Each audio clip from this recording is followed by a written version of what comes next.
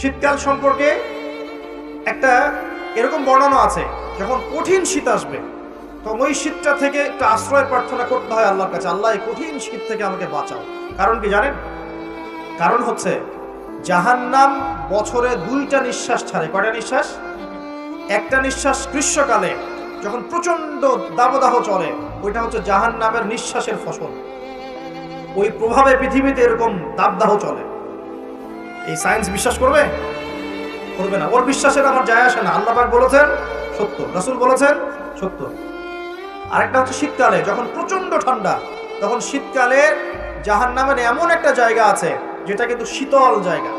জাহান্নামের পুরো জায়গাটাই কিন্তু আগুন নয়, এমনও জায়গা আছে যেটা কি খুব শীতল। ওই শীতল অংশ শ্বাস ছাড়লে এই যে পৃথিবীতে সেই এই শীতের একটা প্রভাব চলে আসে, প্রচন্ড ঠান্ডার শৈত্য প্রভাব চলে আসে।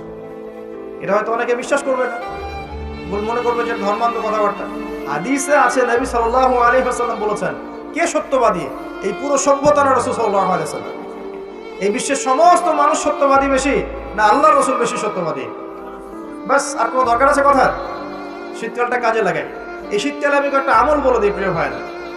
শীতকালে নবী সাল্লাল্লাহু আলাইহি ওয়াসাল্লাম এই যে তাহাজ্জুদ পড়তে উৎসাহিত করেছেন, সাওম রাখতে উৎসাহিত করেছেন এবং সাহাবীরা কোরআন তেলাওয়াত করতে উৎসাহিত করেছেন।